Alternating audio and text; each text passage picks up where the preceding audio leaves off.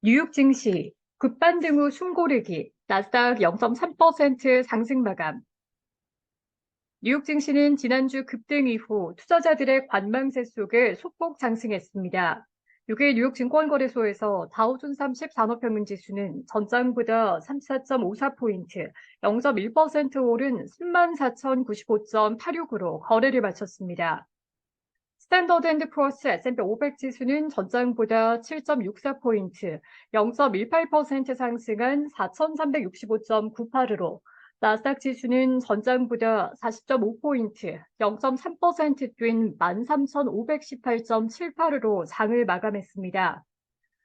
지난주 다우지수는 5.07% 올라 2022년 10월 이후 최대 주간 상승률을 기록했고, S&P 500 지수와 나스닥 지수도 각각 5.85%, 6.61% 상승해 2022년 11월 이후 최대 주간 상승률을 기록했습니다.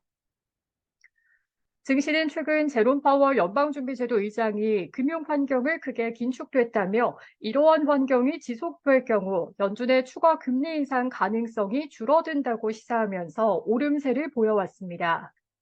그러나 연준의 금리 인상이 종료됐다는 전망에 국채금리가 하락하고 달러화 가치가 떨어지고 주가가 오르고 있는 점은 파월 의장이 언급한 지속적인 긴축 환경과는 거리가 멀어 보입니다. 바클레이즈는 현재 채권과 주식, 외환시장에 나타난 되돌림은 파월 의장이 언급한 조건과 모두 모순된다며 내년 1월 추가 금리 인상을 예상했습니다. 미 금리 선물 시장에서 연준이 올해 12월에 금리를 0.25%포인트 인상할 가능성은 10%에도 못 미쳤습니다. 내년 1월에 금리를 0.25%포인트 인상할 가능성은 16%가량으로 전장의 8.6%에서 상승했습니다.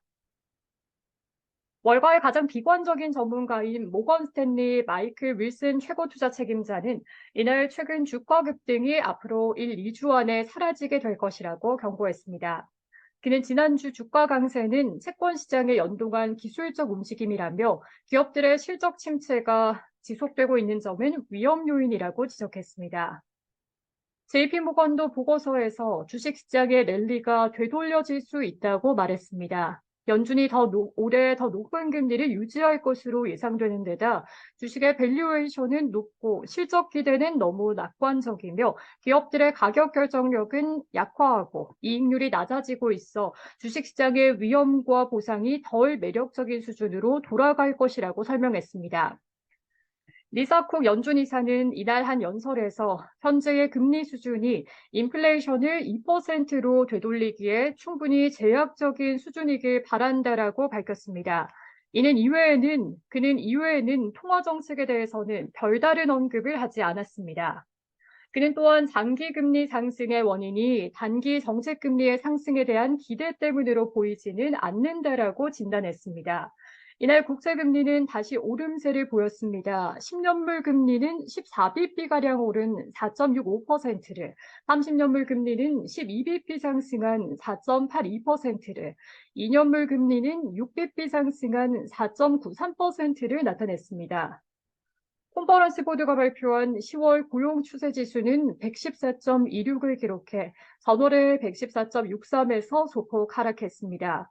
해당 지수는 고용 시작을 보는 선행 지수로 지수가 상승하면 고용이 증가할 가능성이 있다는 의미이고 지수가 하락하면 고용이 줄어들 가능성이 있다는 의미입니다.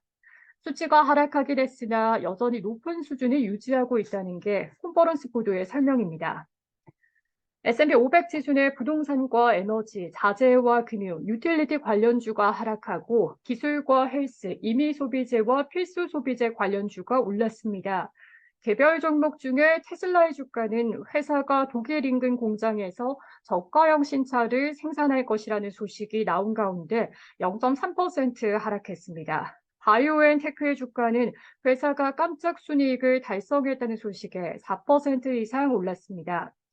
케이블 업체 DC 네트워크의 주가는 예상과 달리 분기 손실을 기록했다는 소식에 37% 이상 하락했습니다. 뉴욕 증시 전문가들은 여전히 주식시장이 채권시장을 따라가고 있다며 이번 주 예정된 국채 입찰 일정을 주목할 것을 조언했습니다. SPI 애셋 매니지먼트의 스티브 이네스 매니징 파트너는 마켓워치에 의심할 여지 없이 국채가 시장을 움직이는 주요 동인이며 주식이 이를 따라가고 S&P 500 지수도 이러한 움직임을 그대로 따라가고 있다라고 말했습니다. 이네스는 채권의 반등이 지속될지 여부는 상당한 의미를 가진다라며 이번 주 예정된 채권 경매가 결정적인 역할을 할 것으로 보이며 이달 말 예정된 소비자 물가지수의 발표도 매우 중요하다. 이것이 추가 금리 인상 가능성을 완전히 사라지게 만들 수 있기 때문이다라고 말했습니다. 미국의 재무부는 오는 7일과 8일, 9일에 각각 3년물과 10년물, 30년물의 국채를 발행할 예정입니다. 콘스트레인드 캐피털의 마크 노이번 창립자는 전장까지 국제 수익률이 하락한 이유를 생각해보면 이는 잠재적인 경기 둔화 때문이다라며 한쪽으로는 사람들이 주식시장의 계절적 반등을 바라고 있지만 다른 쪽에서는 경제가 둔화하고 있다는 징후들이 있다. 그것이 지금 나타나는 모습이다라고 말했습니다. 시카고 상품거래소 패드워치에 따르면 연방기금 금리 선물 시장에서 마감 시점 연준이 12월에 금리를 동결할 가능성은 90.4%, 금리를 0.25%포인트 인상할 가능성은 9.6%에 그쳤습니다. 내년 6월까지 기준금리가 현 수준보다 인하될 가능성은 73.9%에 달했으며 금리가 현 수준으로 유지될 가능성은 22.6%에 달했습니다. 시카고 옵션 거래소 변동성 지수는 전장보다 0.03포인트, 0.2% 하락한 14.88을 기록했습니다.